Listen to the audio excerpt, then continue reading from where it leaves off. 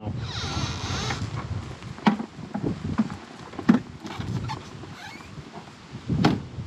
we've had several nights that have dipped down below freezing, which tells us that it's time to bud cap our little tree seedlings. So for us, we're a zone 3. It may be a little bit later in the year if you are further south than we are, but just make sure that your trees have stopped growing for the year and they're kind of hardening off, for lack of a better word, and getting ready for winter themselves.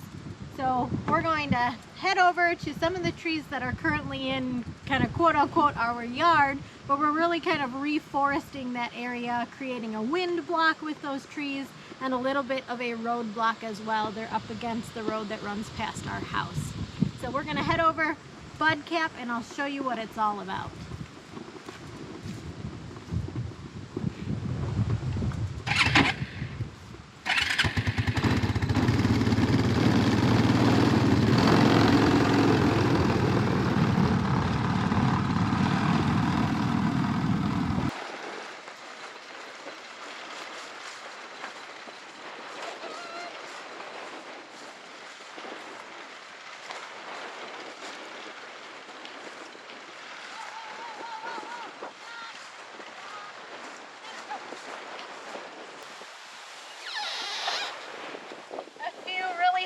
Tools is all you will need to bud cap your trees. You got a stapler, some note cards. That's it. So let me show you what we're going to do and why. So for us, and this can be helpful if you're in a city too, we bud cap to kind of prevent deer browsing. And I'll show you what those pesky deer can do if you don't bud cap your trees, because it happened to us last year. Oh. Barrel roll, lady. All right. So this little tree, those darn deer came and snipped off this terminal bud last winter. So they're kind of scrounging for food, and when food is scarce in the winter months, they're going to go to these pine trees and try to get a little bit of nutrients. When they snip off this terminal bud, the tree tends to not grow as tall. It takes a while to recover, and it really gets bushier. So you can see that this year, this tree tried to put out a new terminal bud. I've already capped this one, but it's probably not going to grow quite normally like a tree that hasn't been browsed. So let me show you how to bud cap spruce, pine, anything that is of this variety.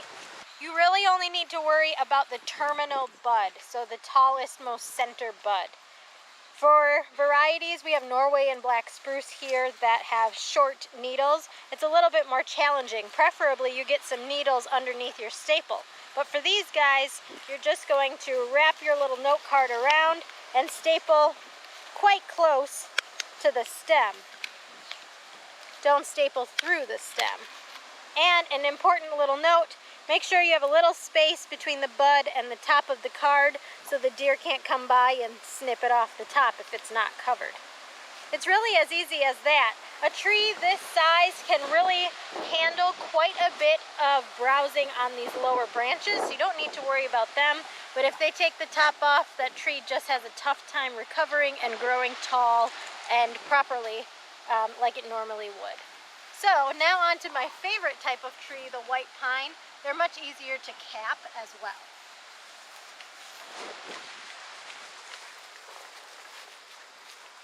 So this is a beautiful white pine, and it has longer needles, which makes capping much easier. But here's the thing to note, this tree is quite tall, above my hand, but for us we're a zone 3. At any time we can get 1 to 2 feet of snow, and at 2 feet of snow the deer will definitely be able to stand on that and reach the top of this tree. So I'm going to go ahead and gently bend it over and cap this guy. Anything taller than this I'm probably not going to cap because it should be out of the deer's reach. So again, we're just covering up these little buds right here. Wrap your note card around, make sure that the note card sticks above the buds. And for white pine with these longer needles, you can go ahead and staple right over top of some of the needles. That will help keep your little cap on throughout the winter weather.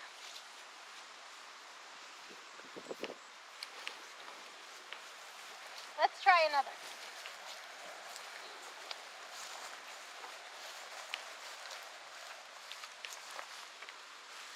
So this guy was a seedling this year. He's really still quite small, probably 18, 20 inches tall. So he's kind of the most important to protect. Wrap your note card around, give it a couple staples, and we're done. Now they do make bud caps that are a little sturdier. They're plastic typically, that you could buy. That would be a great option if you're in the city and you maybe only have a couple of trees to do. For us, we have so many trees, about 75 seedlings this year to cover. It's really not that economical. And no matter what type of cap you use, it needs to come off right away in the beginning of spring so you don't kind of stunt the growth, create a girdle if you're using one of those sturdier caps, or harm the tree. So what, 50 cents worth of note cards and a few staples does the trick for us.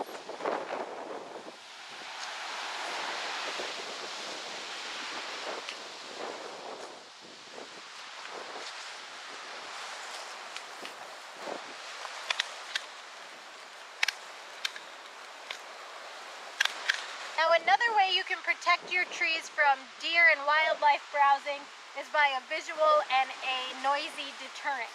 For me, that's just a quick shopping bag and a pole. On the pole, you're going to want to put something that prevents the bag from slipping all the way down.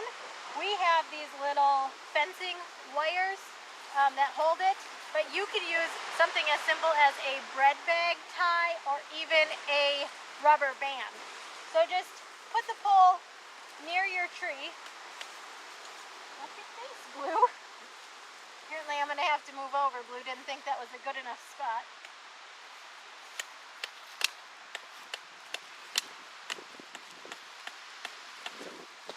Hammer it into the ground a bit.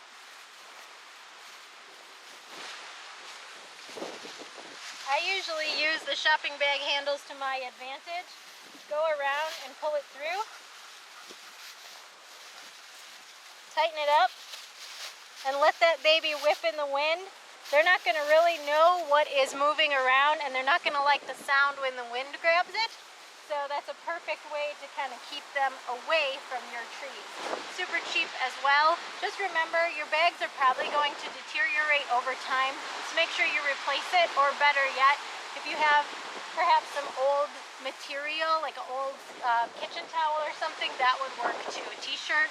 Mike is pointing to his t-shirts, probably because I just told him to clean out his closet. So we have about 70 more trees to go.